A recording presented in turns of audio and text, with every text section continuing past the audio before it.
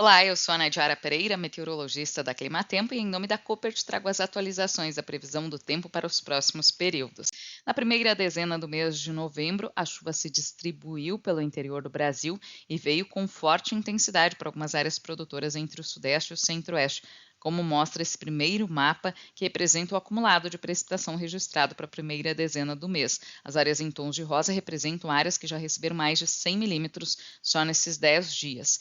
E aqui no segundo mapa de desvio da precipitação, observamos que áreas pontuais do Centro-Oeste, São Paulo, Sul e partes aqui do estado de Minas Gerais representam chuvas acima do normal para a época do ano. Então, para os primeiros 10 dias de novembro, já choveu acima do que é normal nestas áreas em tons de azul. Já no extremo sul do Brasil e principalmente em áreas produtoras entre o norte e o nordeste, a chuva segue mais irregular e com volumes abaixo da média, especialmente no nordeste. Ainda a situação é crítica porque não tem chovido de forma regular e algumas áreas estão sendo impactadas para o início do plantio da soja. Aqui no mapa de água disponível no solo, podemos observar que as áreas entre o Nordeste e o Norte do Brasil são as regiões ainda mais secas, que estão com um déficit de umidade mais acentuado. Já no Centro-Sul do Brasil, observamos regiões entre o Centro-Oeste, especialmente interior mato-grossense, Goiás e interior do Sudeste, aqui em Minas, Espírito Santo e faixa leste do estado de São Paulo, com níveis de umidade no solo bastante elevados. O sul do Brasil também, apesar das chuvas se tornarem mais espaçadas nesses últimos períodos, ainda tem garantido boas condições de umidade para o desenvolvimento dos cultivos, especialmente a instalação dos cultivos de verão. Agora, nesta semana, a expectativa é que o corredor de umidade que estava atuando no interior do Brasil migre um pouco mais para norte, levando as instabilidades mais intensas para a metade norte do Brasil. Com isso, tem previsão de chuva forte ainda em áreas aqui entre o Cerrado do Sudeste, partes de Goiás, Mato Grosso e principalmente vai voltar a chover forte em algumas áreas da fronteira agrícola do Mato Piba. O meio oeste da Bahia, o Tocantins, o sul do Piauí e do Maranhão devem receber volumes de chuva bem expressivos nesta semana, podendo até ultrapassar os 70, até se aproximar dos 100 milímetros. Então, é uma chuva agrícola que vai contribuir para um bom aumento da umidade no solo, nestas áreas que estão mais secas, e também vai trazer um alívio para o calorão.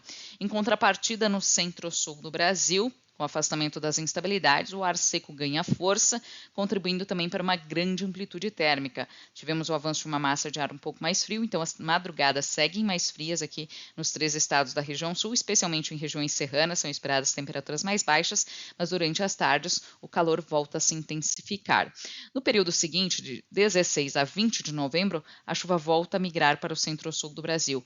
A chuva volta a cortar aqui na fronteira agrícola do Mato Piba, então apesar da chuva forte desta semana, ainda não representa a regularização total. Os episódios vão continuar bastante espaçados e isso deve impactar essa fase inicial de plantio e desenvolvimento das lavouras, enquanto no centro-sul teremos novamente episódios um pouco mais intensos e frequentes que favorecem a manutenção da umidade no solo. Inclusive, nesse período, a chuva se desloca um pouco mais aqui para o oeste da região centro-oeste, beneficiando áreas de Mato Grosso do Sul, áreas de Mato Grosso, pegando também o estado de Rondônia, áreas que estão ainda com déficit de umidade. Então, a umidade tem se concentrado um pouco mais ao leste aqui do centro-oeste, beneficiando mais áreas entre Goiás e leste de Mato Grosso.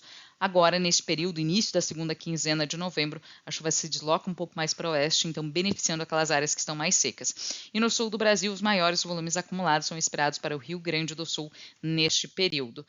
Aqui na previsão pontual podemos acompanhar como deve ser a distribuição de precipitação e temperaturas nos próximos 90 dias. Na região de Guarapuava, no Paraná, a gente observa que tem previsão de chuvas regulares ao longo dos próximos meses. Apesar do espaçamento, em alguns momentos, não há previsão para grandes cortes e os eventos que devem ocorrer com frequência devem vir com volumes moderados a fortes que garantem manutenção da umidade no solo.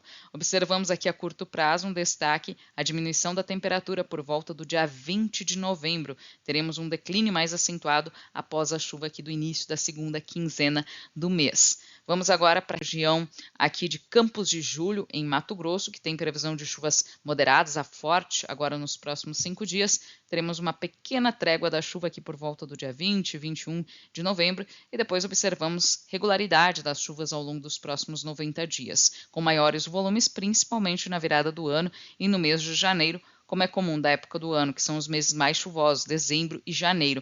Aliás, teremos poucos picos de calor e períodos mais prolongados de tempo fechado chuvoso, isso especialmente em janeiro, o que preocupa para a fase final de desenvolvimento das lavouras de soja e também início da colheita no final do mês. Nós vamos monitorar e sempre atualizar essas condições, mas por enquanto é um ponto de atenção o risco de invernada durante o verão no Brasil Central.